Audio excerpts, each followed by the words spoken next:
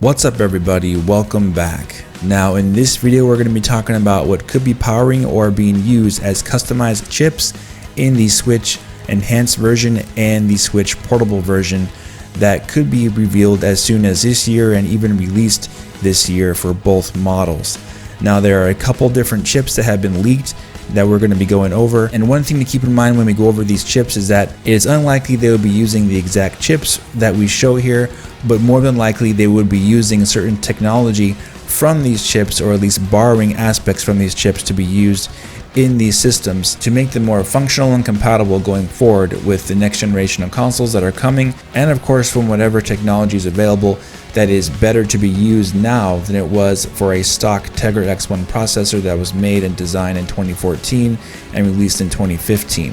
I think it is safe to say, as we've been talking about recently, that Nintendo will go for a custom designed chip, adding various different technologies to the design and focusing on things they really want to accomplish for these new systems coming out, things that they possibly could not have done as well on a stock chip like the Tegra X1 processor that was made by Nvidia before the goal of the Nintendo Switch was even made known years and years ago. Now for some other speculation videos out there that I've seen various people talking about that they could be using Pascal for the Nintendo Switch and simply use basically the stock Parker chip for the next iteration of the Switch, which again I don't think would happen.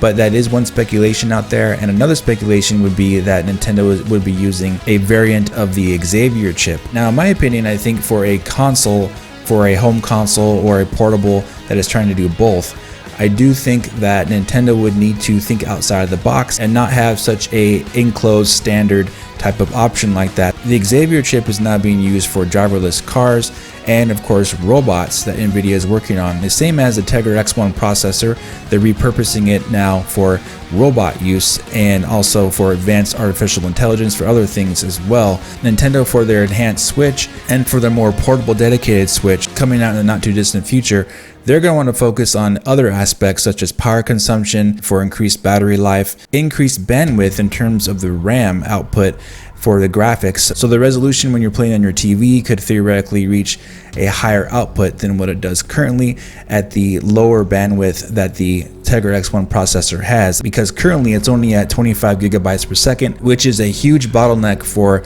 the actual output of the resolution for games on the Nintendo Switch that are attempting to run higher spec level games like Mortal Kombat 11, for example.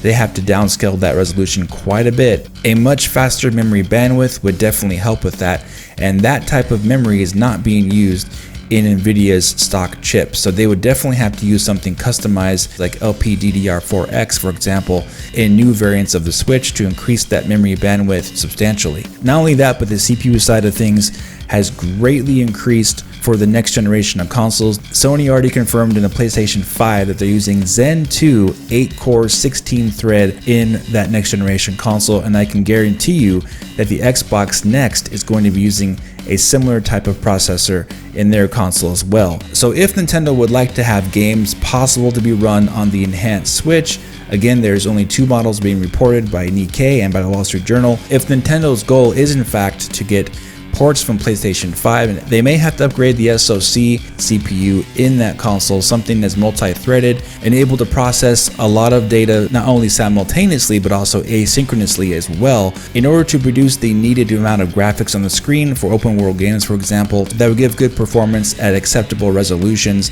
like 900p, 1080p, things like that on a hybrid system like the enhanced Switch, for example. So while we can't say exactly what they're going to use, there is some things that have leaked just in the last few days actually, and we're going to take a look at one of them here.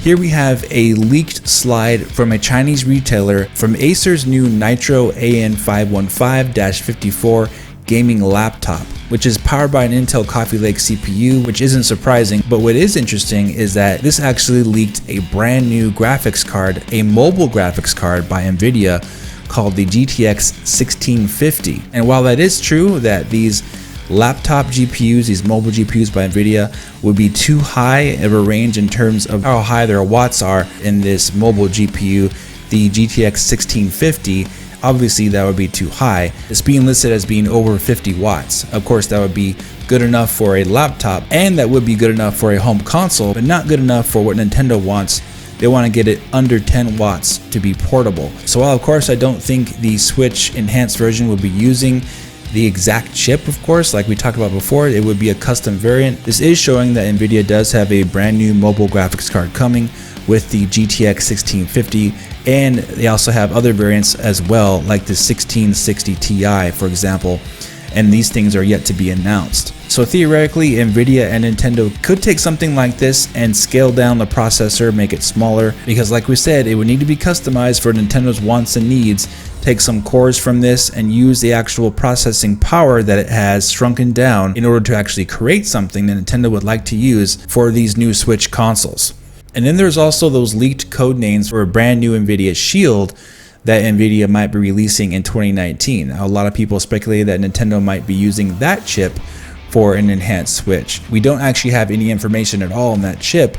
And of course, whatever Nvidia is using for their Nvidia Shield, at least their 2019 model, that actually would be something Nvidia is making for themselves, not something that is customized for Nintendo. So even though while that is possible, at the very least, if they do use something like that, it would most likely be changed from the way that Nvidia has it on that chip, if that is the case.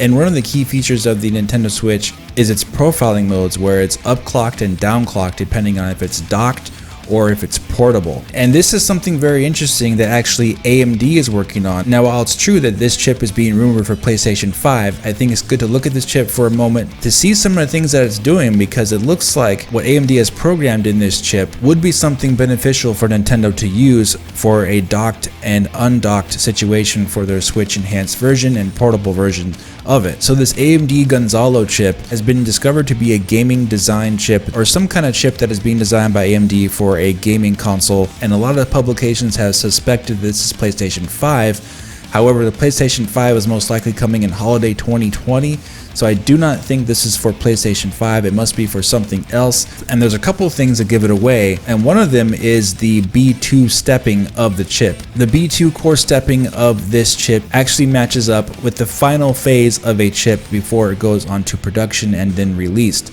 So here we are in April 2019. I don't think the PlayStation 5 is going to be released that soon. So this must be for something else, not necessarily related to the PlayStation 5. Usually chips like this get tested when they're more close to beginning to mass production. And according to Sony, the PlayStation 5 is not coming in 2019. So here we are in early 2019 still. I don't think this is it. However, there's some interesting things about this chip that Nintendo may be wanting to use in their enhanced version of the Switch, and that is the clock speeds. If you look at the clock speeds they have on this chip, AMD has a base clock frequency of 1.6 gigahertz and then a boost clock frequency of 3.2 gigahertz on this chip, which is an 8-core Zen 2 16-thread processor with some type of next generation Navi 10 light graphics on this thing. 1.6 gigahertz and then up to 3.2 gigahertz is double the clock frequency. I do think that's actually greater a clock frequency boost than what the Nintendo Switch does in portable mode and docked mode. So it is interesting that AMD is testing a chip like that with such a huge disparity in clock frequencies. This would actually seem to fit more like a system that is working in two different power states. But the point I'm trying to show you is the technology there that they're using. Nintendo may want to use something like that. If they're working with Nvidia, Intel, whoever, they may want to have a very aggressive type of clock frequency boost or downclock, and this has a huge amount to do with the fabrication process. I do not think this will be possible at all with, of course, the Tegra X1 processor or even the Parker chip at 16 nanometers.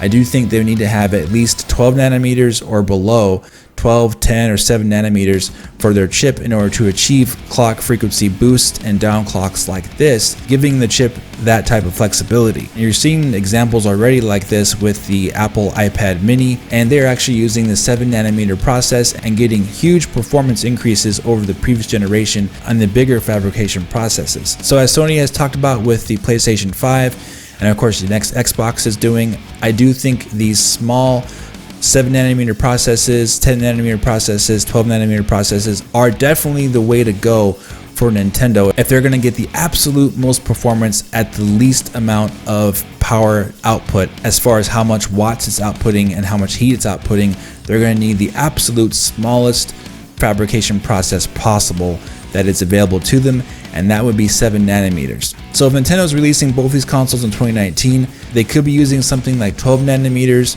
and still be getting something close to that level of performance increase that they were looking for. Having that much smaller fabrication size will help them achieve those increased clock speeds while keeping the heat down. See, that's very important. So it's really a win-win situation for Nintendo as long as they go for the smallest fabrication size possible. I do think there is a huge amount of potential here that they could use, and quite possibly a chip that would be the same chip for both the Switch Enhanced version and the Switch portable version. Most likely they would use the same exact chip, one chip with more cores, one chip with less cores, and what have you. But I do think there's just a huge amount of possibilities. Extremely large amounts of advancements have taken place since the Tegra X1 was designed in 2014. Just numerous amounts that have been adding up over the last 5 years that we could go on and on and on forever about. But they're all right there for Nintendo to take to make something that is really special for the enhanced model of the Switch and the more portable model of the Switch as well.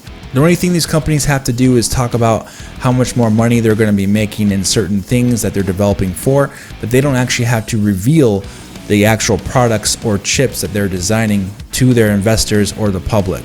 So that's one thing to keep in mind, that the chips that are powering the Switch Enhanced version and the Switch Lite version could be very robust and very much different than what you're expecting, and we could have absolutely no idea and no warning about what these chips are. They could very much be a big surprise. So keep all those things in mind, guys, when thinking about what could be powering these new Switch models. Alright, if you did enjoy this video, please hit the like button, subscribe for more, and I'll talk to you very soon in the next video. Have a great day.